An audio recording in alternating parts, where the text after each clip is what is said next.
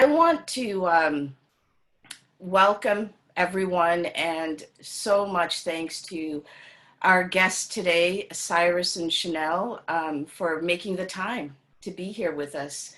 Um, and I'd like to introduce them, a little bit about them. I shared their website links, which I highly recommend you check out. Chanelle Gallant is based in Toronto, where she has been an organizer, strategist, fundraiser, and trainer in movements for sex workers' rights and racial justice for nearly 2 decades.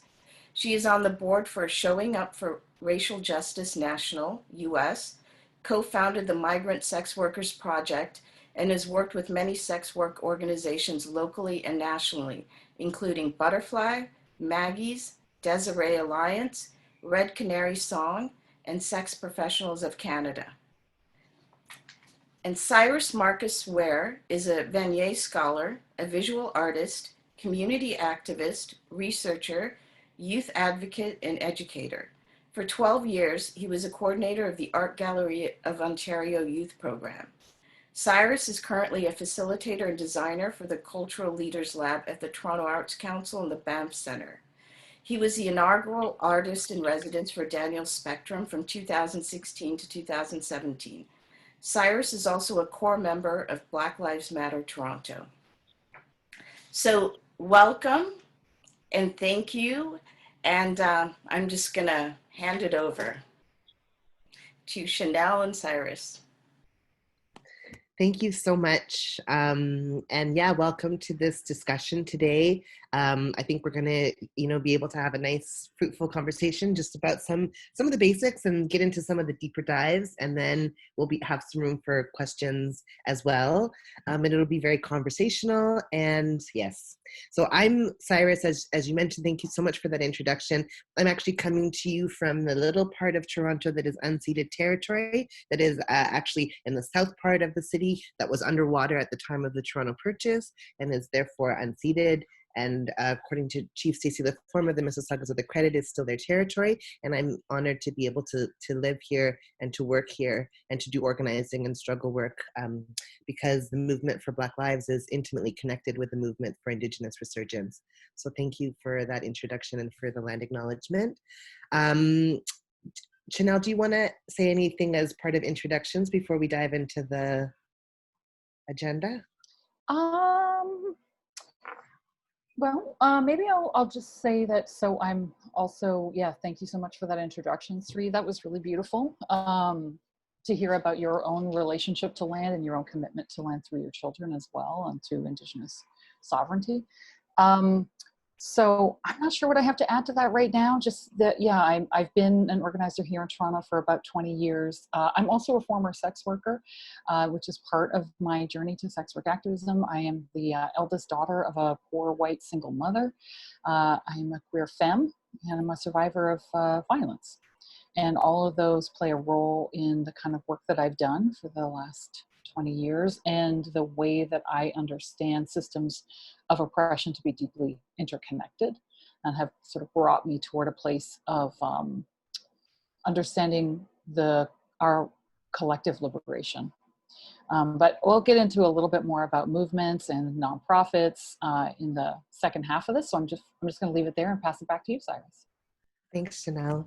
And I apologize in advance if you hear a little bit of kid noise in the background. I'm parenting in a pandemic and I have an 8-year-old. So you might hear you might even see a little face just appear from the ether. So just bear with us. So yeah, we just wanted to sort of start by just sort of saying, of course, we know right now we are obviously in it. We are in a moment. We are in a moment that is a revolutionary moment. This movement for Black lives that we find ourselves in, this movement that is also nestled within a larger conversation around Indigenous resurgence, around disability justice, around mad justice. This movement is a long growing movement. Revolution is not a one-time event. It's a process. It's an ongoing process. It's a process that spans, often decades. I saw this beautiful poster going around this week that talked about mushrooms and mycelium, and how mycelium, the sort of underground part of the mushroom spreads across this entire continent. In fact, across the entire world, there are mycelium networks that spread across, and that then every once in a while there are these fruiting moments that come up from the mycelium, and that's what we know as mushrooms. And so they use that as an analogy to talk about revolution. In fact, revolution is part of these movements that spread across the globe, that every once in a while we see these fruiting moments. Well, right now we're in a part of a massive fruiting moment of this revolutionary period. And so I wanted to talk a little bit about the history of the movement for Black life, which of course draws on and comes out of 500 years of resistance to the transatlantic slave trade, to the colonization of Turtle Island and Inuit Nunavut, and the sort of continued violence, colonial violence.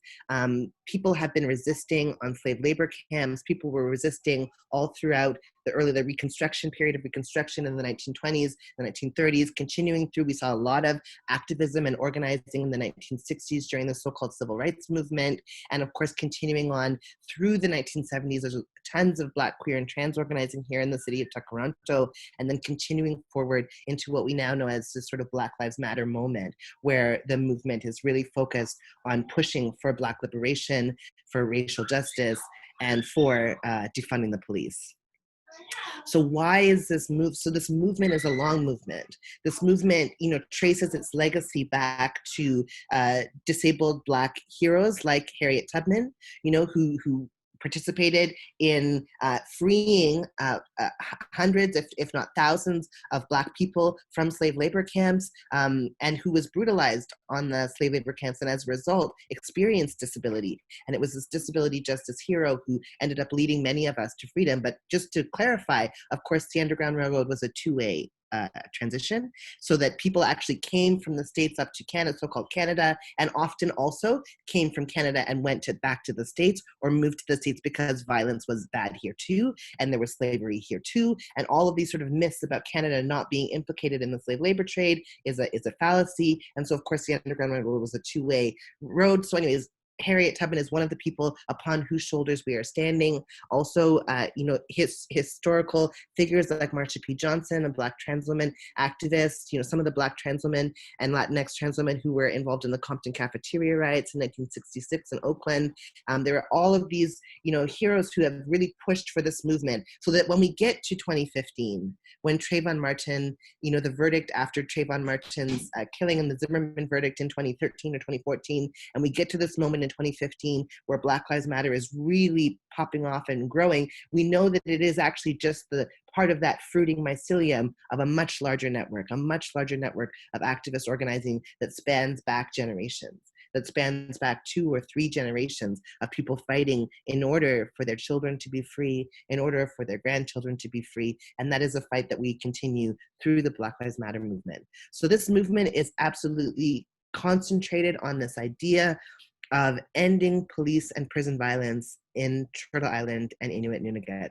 So what we know is that we're told that the police are meant to provide safety and security to our communities. That's the story, right? That's the myth of the police system and the prison system. But we know if you do any research, or if you are racialized, if you are disabled, if you are trans, if you've ever had an experience with the police, you know that that is a fallacy. We know that the police have always served another function on this continent and in the world. On this continent in particular, they've always served the function of disappearing Black and Indigenous people from our communities, of ensuring that people who are most marginalized are disappeared and disenfranchised from our communities and removed. So the police have systematically inflicted violence against Black and Indigenous people across the continent. The early police force, the RCMP, was specifically set up to clear the land of Indigenous people, to stop Black people fleeing and trying to get emancipation, fleeing from slavery, and in order to keep those bodies removed eventually through the prison system, which was then eventually created. So the origins of the police and prison system in North America absolutely have everything to do with trying to control Black and Indigenous bodies. And so that's why it is such a hot button issue within both the movement for Indigenous resurgence and the movement for Black lives to talk about defunding the police. Because of course we know that we will never have liberation, we will never have freedom with this violent force that is specifically set out to do exactly what it is doing. It is not a broken system, it is working exactly as it is intended to. It is intended to particularly create violence for Black and Indigenous people. If anybody wants to do further reading on that history and on some of those origins, you can check out the incredible dissertation by Dr. Tiffany King, and it's beautifully written. It's not heavily academic. You know, it's a very accessible document, but I'll post the link in the chat. But in that document, she talks about this concept of fungibility. And you might know the frame of fungibility if you're a gardener. You might know the phrase fungibility if you're in sort of management and sort of HR. You know, fungibility is this idea of being disposable, that something is inherently disposable or replaceable by another seed, for example. So she talks about how Black bodies were used as seeds to terraform the land, to change what was happening here, to terraform the land, in particular to disenfranchise and dispossess the land from Indigenous peoples, and how Black bodies were used as the conceptual fodder to make the master rich and to fuel settler expansion, right? So this concept of fungibility is really useful to help us understand why there's been such a disregard for Black life and for Indigenous life on Turtle Island. And the police are absolutely part of that process of fungibility and of making sure that we are seen as replaceable seeds ready to be planted, not actually as human beings and as if our lives don't matter.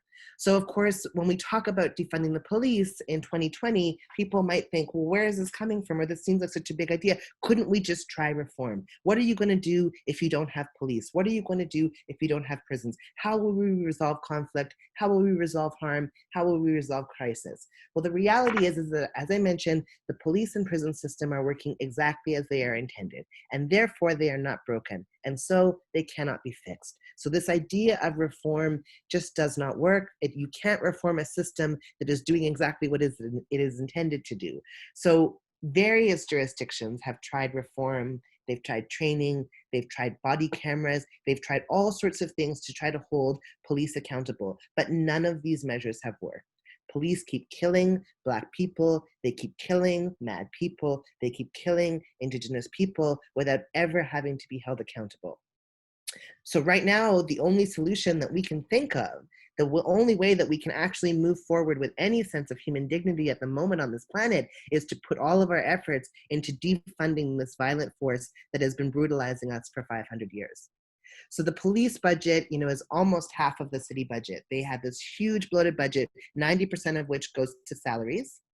And they constantly are getting increases for things that should already be covered by their budget. So anytime they need more training, if we need to have body cameras just to stop them from beating the shit out of us, that's the only reason why we're putting body cameras on them, is because they keep brutalizing us over and over again. And the only solution we seem to have is that maybe we'll just try filming them do it. But that's an aside. But these body cameras, of course, are increases to the police budget. So anytime you hear someone suggesting these reformist strategies, oh, we just need more training, oh, we just need body cameras, these are actually ways of increasing the police budget, this already bloated budget that is specifically going to salaries. So when you look at the activities of the police, we can realize that they are absolutely a violent force, and they need to be abolished. However, I've been teaching a class on prison abolition for a couple of years, a PhD level class at York University, and I've been an abolitionist for 25 years. I've been organizing since 1996,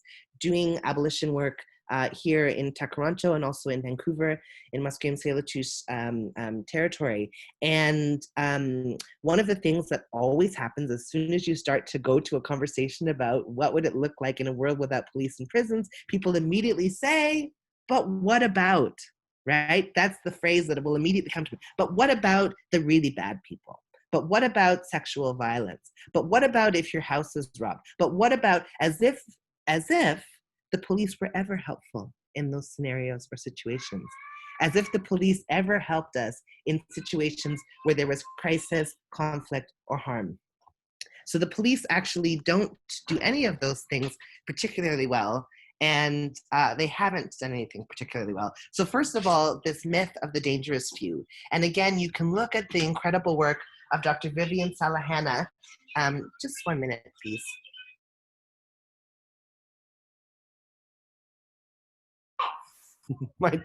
my daughter's asking me for something in her bath. But yeah, if you look at the incredible work of Dr. Vivian Salahana, who's an activist, a longtime abolitionist, who's now based out of Rhode Island, but was working for many years in the prisons and institutions in Kingston, doing community work and community-based support work, she talks about this idea of the dangerous few and how it is a myth.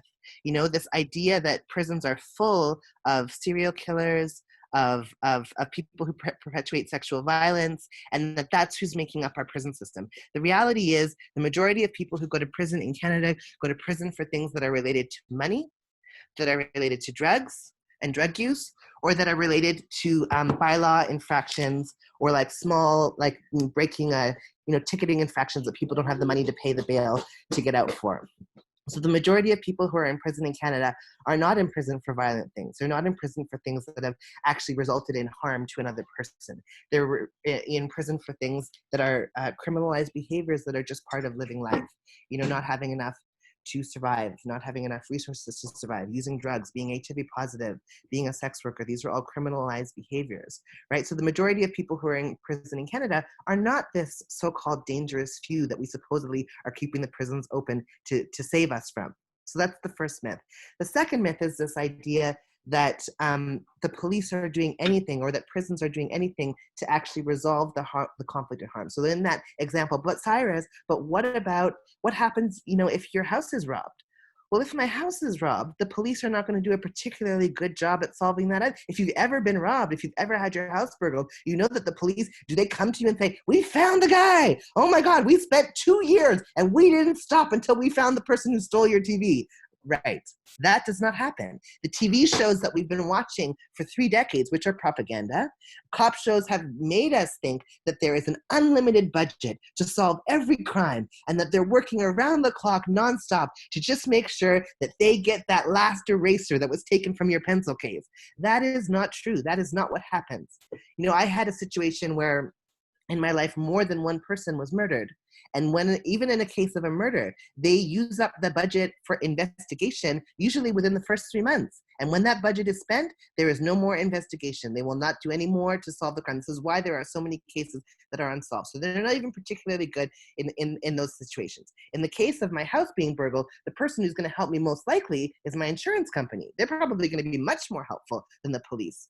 In the case of sexual violence, for people who believe in this idea of sort of a carceral feminist idea that we need police and prisons in order to stop sexual violence. Well, first of all, the police are perpetrators of sexual violence. There are countless examples of people speaking out about sexual violence at the hands of police officers.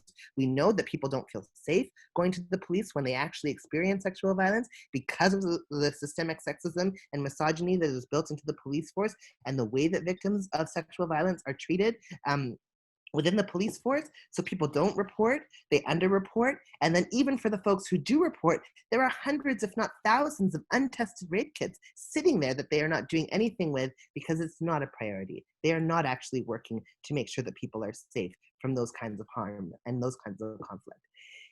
If you think about emotional distress and crisis, okay, well, maybe we need police to, what if people are in emotional distress and crisis? We need someone to arrive. The police arrive. Well, if people in emotional distress or crisis don't need police officers arriving with weapons and uniforms who always escalate a situation.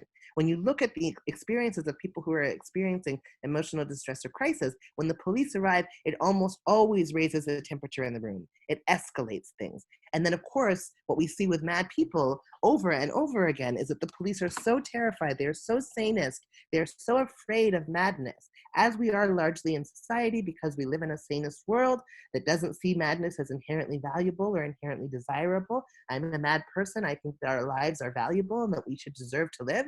But when the police arrive in a situation where there is someone who is in emotional distress, it regularly results in a fatality.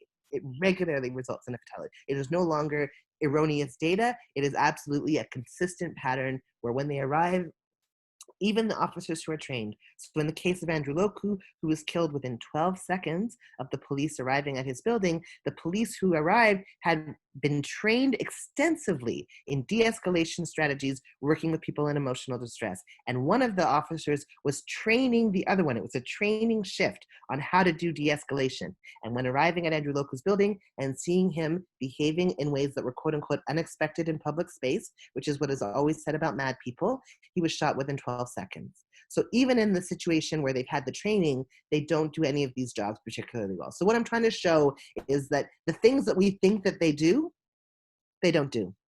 They don't do. So why are we keeping them at this huge astronomical sort of budgetary, sinker on I mean, the mayor is saying right now, I don't know how I'm going to pay for things like childcare and libraries, but sure, let's give more money to police body cameras just to stop them from brutalizing us. So we realize that, anyways, I can go on. The police are not doing a particularly good job at any of these things. So what we're saying right now is that Black people, Indigenous people, mad people, trans people, sex workers, HIV positive people, and drug users all are in danger because of this force that is roaming the streets, that is specifically actively out there trying to remove the most marginalized people from our communities. And the only way forward that we can sort of see a way out of this is by actually defunding the police. Defunding the police, abolishing prisons. Prisons are a thing that, again, is just for all the people who aren't killed by the police. There are hundreds of others, thousands of others who are taken into custody, who are also disappeared from our communities, who are removed from our societies, and in order supposedly to keep us safe. And again, it is not keeping us safe. It is actually just removing our community members from our society. So this demand is present now. This demand is urgent now. We saw in the beginning of June the killing of George Floyd. That was an example where the police had body cameras and it didn't matter. We all got to watch, I didn't watch it, but we all had the opportunity of watching what is a glorified snuff film, watching the police murder somebody on camera. And the camera did nothing to actually increase the safety for George Floyd. Then we see the case of Regis Cushing-Paquette here in Toronto, where this is somebody who called, whose family members called to try to get help for somebody who was in an emotional distress. And instead what ended up happening was, she ended up being killed by the police, off of her apartment balcony in High Park.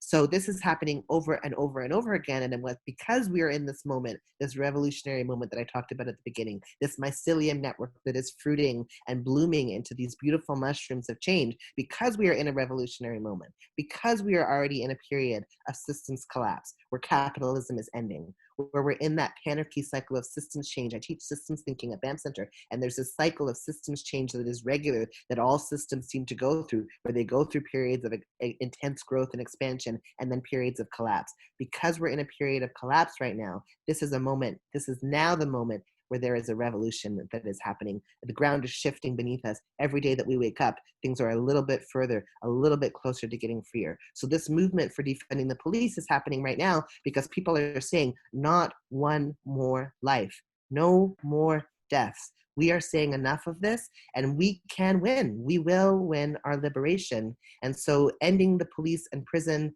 system in Canada is the goal, and we start with defunding. We move to disarming. We move to dismantling, and we abolish. We abolish and we end these systems, and we create alternatives. There are so many beautiful alternatives to policing. There are so many beautiful alternatives to prisons. There are ways that we can resolve conflict. There are ways that we can resolve crisis, and there are ways that we can respond to harm when it happens in our communities that are actually rooted in social justice, that are rooted in disability justice, that are rooted in care, that are rooted in mutual aid. We can take care of each other. We have taken care of each other, and we can do this without police and prisons. There are incredible resources out there. Everyday Abolition, I just want to give a shout out, which is a blog that Chanelle Gallant and oh my gosh, I'm forgetting your collaborator's name because I have a memory impairment, but thank you so much. That shows just everyday ways of living an abolitionist life. How do you live abolition in your everyday, from the ways that you resolve conflict in your home, the ways that you talk to your children, the ways that you live your life. There are great resources there. We at BLM, we made a website called Defund the Police. That's defundthepolice.org, and you can see alternatives to policing there as well. But I also just want to offer what Vivian Salahana sort of articulates, and she says that we don't actually need to have all of the alternatives sorted out in order to abolish the police and prisons. Because of course, what she's sort of saying is she conceptualized our relationship with the police as being an abusive relationship. We are in a violent relationship that has existed for 500 years, and we are trying to leave that relationship. And we are being told, tell me what you're going to do without us. How are you going to survive without our violence? How are you going to survive without our brutality? You'll never make it without us. That is essentially what we're being told when we're being forced to come up with a million alternatives to policing before we can even have a conversation about leaving this violent system that is brutalizing us. So she says we don't actually have to have all the solutions in order to know that the police are not working for us, in order to know that the prison system is violating us, in order to know that we need change. So, I'll just kind of wrap that section up there. That is a little bit about the movement for Black Lives and about the push for defund and why it is so present right now. We wanted to talk a little bit about what police abolition could look like within agencies. So of course, as we know, working in a nonprofit industrial complex, working in this sort of industry, there are all sorts of ways that we've built carceral logics, this idea of sort of being the police of our communities into our work, everything from the way that we respond to crisis, conflict, and harm in our agencies, whether we have a policy on de-escalation, whether we call the police in situations, what do we do if people need to be quote unquote banned, which is a punitive carceral measure, so these carceral logics are built into the very nature of our work. And so when we talk about defunding the police, we have to think about what that would actually look like within our agencies. What would an agency-wide policy on alternatives to relying on the police to resolve conflict, crisis, and harm, what would that need to look like? Chanelle, did you want to jump in? Sure, yeah. Wow, thank you so much for that, Syrus. Can you just show a little bit of love to Syrus? People want to either put something in the chat, do something visual. If you want to take yourself off mute and just like give some gratitude to Syrus. I don't want to jump into anything. Go ahead. That was great. That was really informative. You packed in a whole bunch of information. It was really gripping, and I thank you for your knowledge and expertise. Thank you so much. So funny, we're talking about the most important of things, and my daughter comes up and it's 10:30 and she's like, can I have an ice cream? What's happening? So I guess you still have real life at the same time as everything else. Sorry, Susie, were you going to say something? Yeah, thank you for naming that the police system isn't broken, that it's functioning exactly the way it's meant to, because I think a lot of people don't. I think that's new information for a lot of people, and I think it's really important to remember or to know.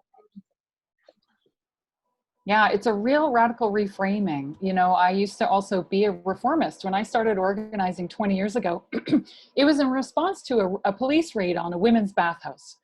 The Toronto Women's Bathhouse Committee, we organized these women's bathhouses. I'm seeing some nods because I know there's some folks who remember those days. And so we were raided by the police, and we decided that what we would do was we would fight back. So we fought back against the charges, and we launched a human rights complaint against the police. And what we did in that human rights complaint was we demanded reforms to the police. We demanded things like, we wanted them to hire more LGBTQ officers. We wanted them to provide, across the board training to officers in, gay and lesbian sensitivity. We pushed for them the development of a policy on searching trans people, which at that point, there was no policy anywhere in North America in any police force on the methods police were supposed to use to search search trans people when they were detained. And we won those. We won those reforms. We won that the police had to develop a policy on how they were going to search trans people. We won one of the largest settlements in Canadian history against the police, which was, I think it was around $350,000, which was a huge settlement. We won sensitivity training, gay and lesbian sensitivity training, and we won that they should hire more officers from the gay and lesbian community. And what did it do? I come to you now 20 years later saying that was a mistake. It wasn't enough. We needed to push not for a better police force, but to be shrinking the police force, removing reducing their contact with community. That's what we actually needed. And so, part of my work now in support of abolishing the police is in accountability for the contribution that I and many other progressives made in actually expanding the legitimacy of the police force by arguing, well, they could just get better at policing, and expanding the budgets by injecting more money into things like training budgets. That's harmful. And I was deluded by a liberal left, a mainstream white-dominated liberal left that told me that this is what would be good for our communities. But actually, I come from a poor family with history in the drug trade and sex work. My people do not benefit from police either. At best, they do shit for us. That's the best it gets as poor white people. They'll leave us alone, but that means we're on our own. None of the resources and responses that we actually needed to deal with violence in my own family were available to us because all of that money and all of that energy was being poured into a police force and prisons, which did nothing for us. So there we were on our own, women surviving domestic violence, children surviving sexual abuse, adults surviving poverty, being on welfare. And what did we have? We didn't have enough to eat, but the city had enough money to pay for these bloated police budgets. So you see, I see this as being intimately connected. My experience being coming from a poor white family and the liberation of Black folks who are pushing for the changes we all need that will free us all. If Black people had what they had been demanding for decades, which is to defund the police and to develop resources that actually address crisis, conflict, and harm, my family would have had what we needed. We would have had enough. There would have been some real systems in place to protect us from violence. And instead, we were on our own, which was not good enough. So I want to transition to talking about agencies. You see, I was brought into this progressive movement that said, well, Chanelle, this is how we solve those problems. We make the police better. And this is what many of us who are in nonprofits are trying to do, make the world better, right? So the function of this talk today is, well, how can agencies be allies? And I want to talk about allyship to movements, allyship to social justice movements, and why we ally to social justice movements. But I want to make sure that I'm speaking to the real questions on this call. So I'd love to hear if people want to put some questions in the chat, and I'll start to kind of, as I can, rollingly. I know we have a Q&A, but it helps me just kind of keep touch with, matching like where people are at and what I'm speaking to. So please drop your questions in the Q&A. Yes, so someone mentioning how the officers that are recruited from marginalized communities, including queer people, are then subject to all kinds of abuse within the police force. So, okay, I want to talk a little bit about nonprofits and movement building. Okay, so agencies, the most powerful way that agencies can contribute to progressive social change is by explicitly allying to social justice movements that are led by the people who are most directly impacted by an issue. And this is not what we've been taught to believe is the source of social change, right? We're told that it's through, for example, elections, the people who hold elected office, and I do believe we have to impact the electoral arena, but movements come from people. Like, a change comes from mass movements of people who are organized around the issues that affect them. And so the most powerful work that agencies can do, I think, is to ally themselves with those movements. So for example, I used to work at an organization called Maggie's, which is a sex workers resource, begun in the 90s. And Maggie's work was to support the lives of sex workers and to support them in winning control over their own lives and their destinies. So most people think, oh, well, you work with sex workers, that means that you provide them with sexual health resources, right? Because most people are kind of obsessed with the sexuality aspect of sex work. But in fact, what we know from sex work movements is that the primary need of sex work is decriminalization of sex work. Sex workers need, yes, of course, need all kinds of other support, but the reason they need support at root is the criminalization of their work and of their lives and the communities they come from. Because actually quite a wide range of people are criminalized for sex work, whether or not they're sex workers or not. They're profiled as sex workers, such as trans women of color. So when we follow movements, our work looks really different. It goes from, okay, we're going to provide this drop-in, but it also includes, we're going to support the advocacy to decriminalize sex work. And so, you know, there's one thing I really want to, if there's one thing I really want to communicate to folks in this talk, and that I hope people take from this, is for agencies to get much more clear about your stance in relation to the political root causes of the issues that your agency is addressing. If there is no agency that is dealing with issues that are unrelated to poverty, I can just throw that out there pretty generally. Every agency is addressing the impacts of poverty. What is your agency doing at an agency level and a sectoral level to address and reduce and ultimately eliminate poverty? And for that, you have to look at, well, what are social justice movements doing about poverty, led by poor people? What are organized poor people telling us they need to address poverty?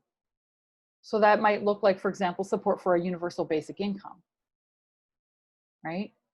And this is where we get into the problems of the nonprofit industrial complex. So there are limits on what agencies can do, right? Agencies can only perform no more than 10% of their funding can go toward political advocacy, political activities.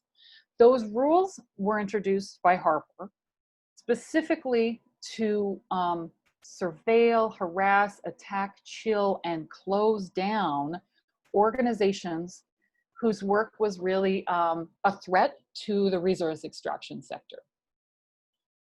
Because that, you know, the Harper government and most Canadian governments are really in bed with the corporate mining companies and the resource extraction companies more generally, the oil and gas sector, et cetera.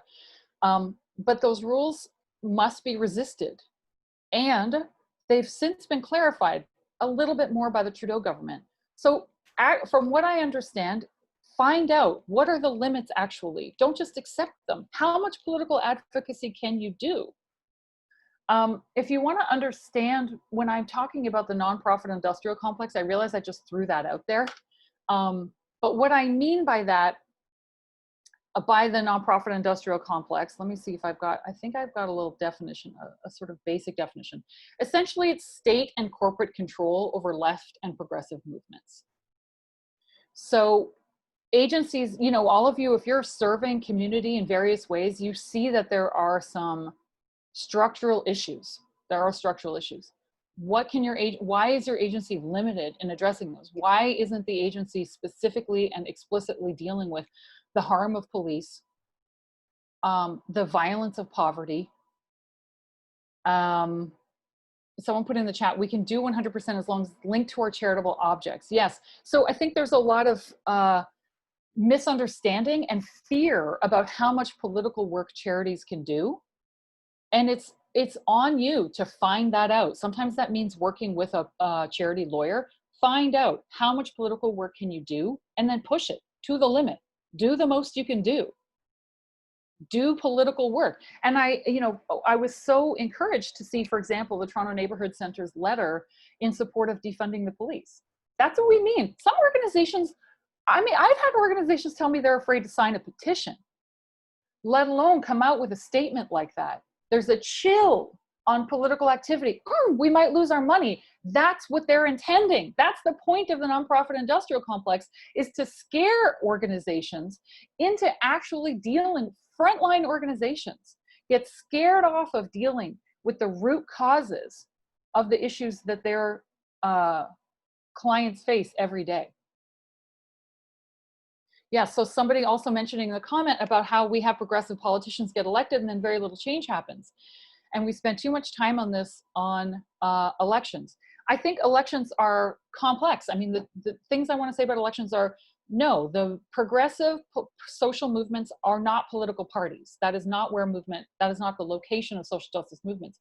However, we cannot cede elections. We cannot step out of that venue at all. Otherwise, what we see is that the right wing, and in the US, India, many places in the world, we can see that the very hard right has their eyes on the highest elected offices and fights to win them, and then can do incredible damage from those places. So it's not that we see radical or revolutionary change come from office. It's that we try to get in the best enemy.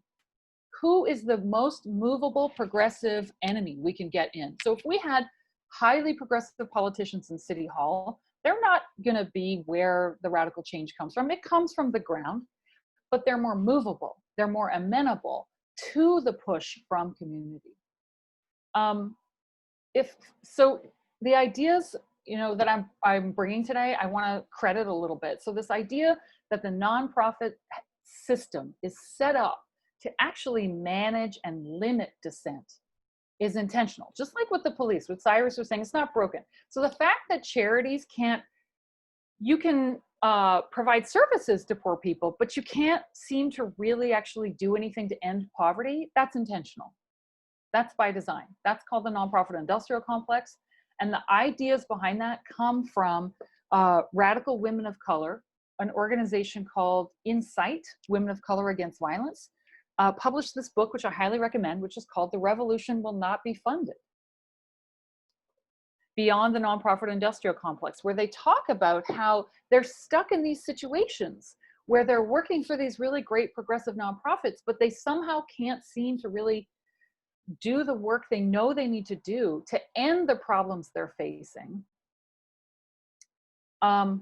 without losing funding. So,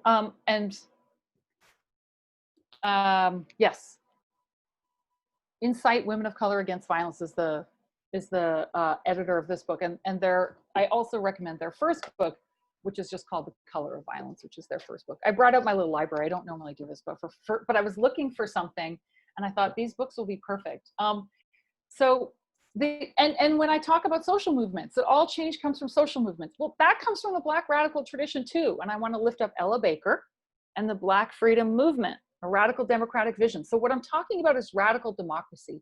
Where does the idea that change comes from radical democracy, where does that come from? And I remember years ago reading some Martin Luther King essays, and in it he talked about direct action. And I was shocked because I had never heard that the concept of direct action came out of the civil rights movement. It had always been taught to me, really, that it was sort of, black bloc, white anarchists.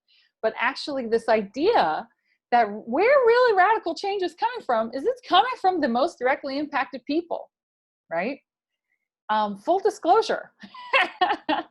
And so I actually had all of these ideas from the kind of white liberal left that slowly I started to understand much more broadly where real change was coming from, and where we needed to take leadership from, direction from, and it's the most directly impacted people. So if we want to understand poverty, we have to look at, well, who's the most directly impacted by poverty?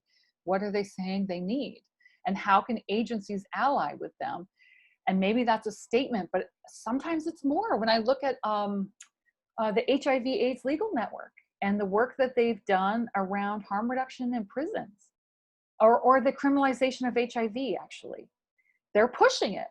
They're pushing to deal with, they're pushing to deal with the root causes, the policy work that agencies need to be doing in order to really be accountable to the communities that you serve. And I think I'm just going to pause it there.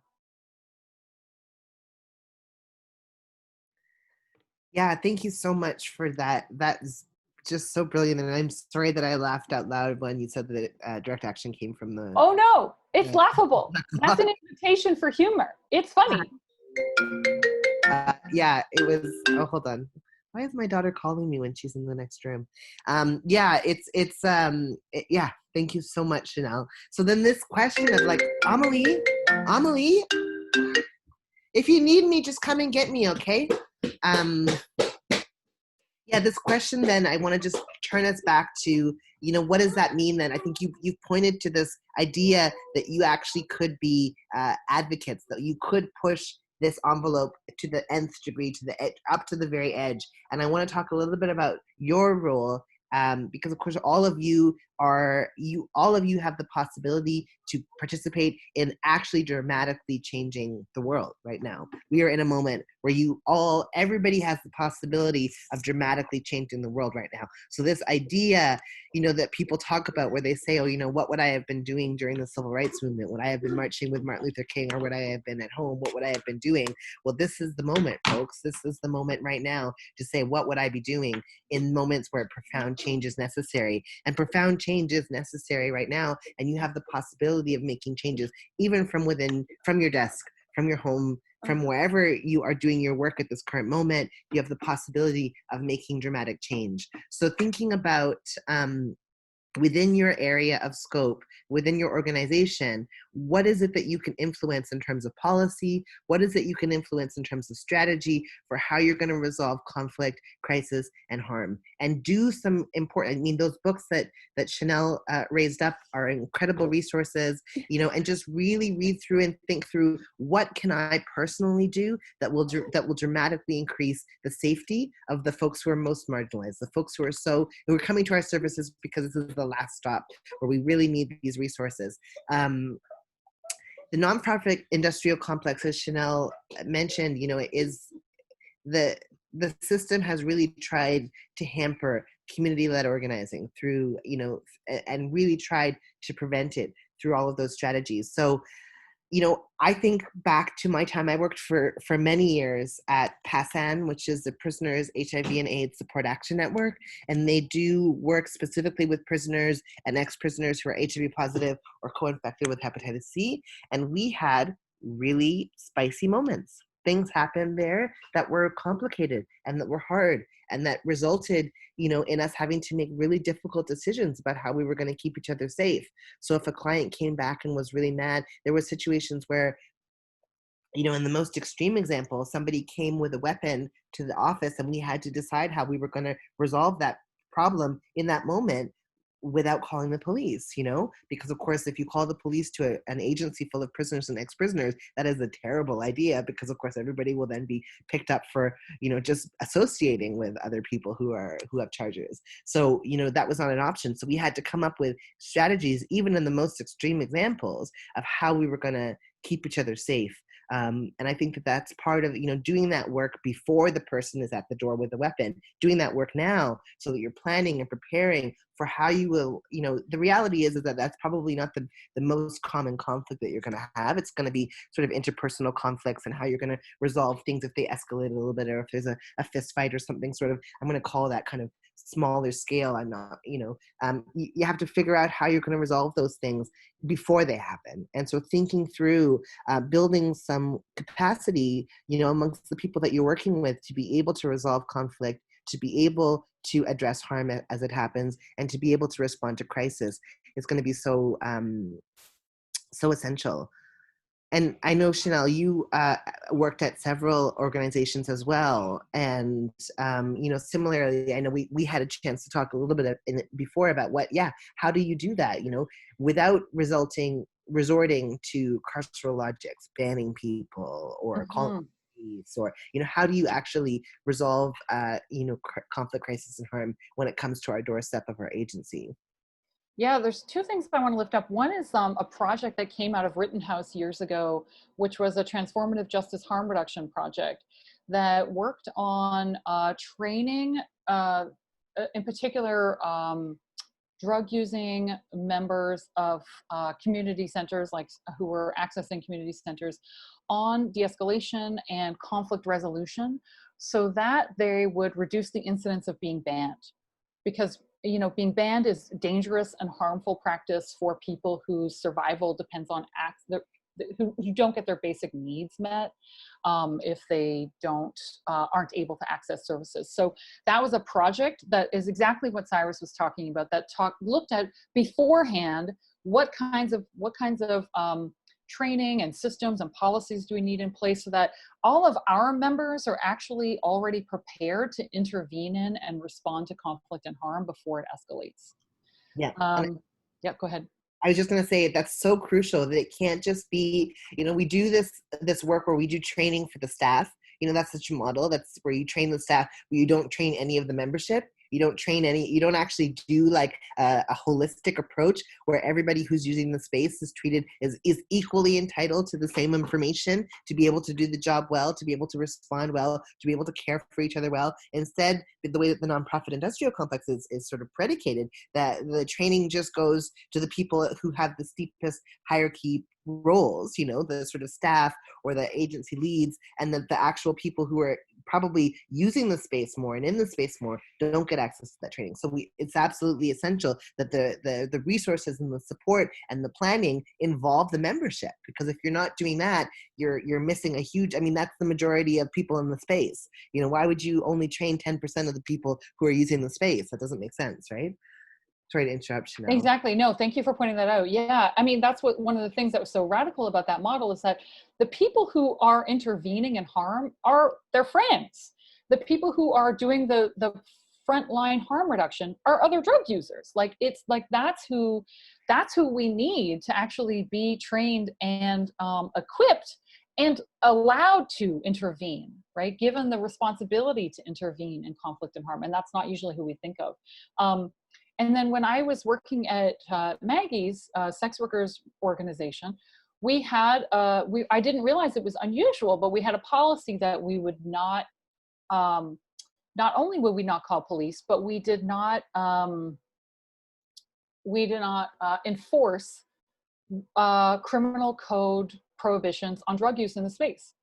And we're explicit about that. We would not kick someone out for drug use. We would not call the police for drug use. We just would not enforce those rules. And I thought this was normal because this was obviously the safest thing to do. And then I was talking with someone who ran another drop-in, told me about somebody using drugs in the bathroom and then calling the police. And I just said, well, why did you do that? And I was sort of stunned. I couldn't, you know, and I realized that other people have a different relationship to rules, and thought, well, I have a responsibility to follow the rules. And I was like, but then, I mean, that's so dangerous for them. I mean, then you call the cops on someone who has drugs on them. I mean, that sounds really bad. How is that helping people? And so for me, part of it is just like a fundamental shift into who you trust, and trusting the people that you work with, trusting your community members more than you trust the rules that have been set by the elite, that are so removed from people's actual needs. And I really loved and respected that. I loved and respected that it was a space that not only was so supportive of drug users, but that taught me to have a lot, like how to have just more decency toward people who use drugs in a way that supported their dignity and their rights over their bodies and what they put in them. So, and we've been made to believe that we are more at risk from our lived lives. We are more at risk from the drugs that we use. We are more at risk from the jobs that we take, and we're more at risk for our health status than we are from the police, which is such a fallacy. But we've been told that we are so at risk for our own behaviors that we need to be criminalized to keep us safe. So you call the police on the drug user in the bathroom, supposedly to help the drug user in the bathroom. But as you said, Chanelle, that's a terrible idea and does nothing but actually harm that person. But we've been told that we are more at risk from ourselves than we are from the police. And so the police come in these moments to somehow protect us from ourselves. That is the most paternalistic, the most obscene distortion of what is actually happening in this world. And I just, yeah. So I know time is a thing. I can't wait till after the revolution when we radically reimagine our relationship to time and to space and how we think about the way that we use time. I can't wait for that. But currently still technically under capitalism, so I suppose time is a thing that still exists. So I wanted to make sure that we had time for your questions. And so we wanted to turn it back to you to say, okay, well, given all of that, if we know that the police are not keeping our communities safer or more secure, if we know that prisons and disappearing people is not keeping our communities safer and more secure, and if we know that defunding the police is a strategy that people are calling for, not just from within Black and Indigenous communities, but literally from all over the planet, people are rising up, as Martin Luther King said, something is happening in this world. People are rising, the masses of people are rising up. The masses of people are rising up and saying, defund the police. They are making monuments and murals and posters that can literally be seen from space saying defund the police. So if that is true, if all of what we have said is true, what do we do differently on Monday morning as agency workers that will dramatically be participating in supporting that movement, supporting that call, and changing the reality for the people who we work for? So we want to turn it to you. What are your questions? What are the things that you're thinking about? What are you,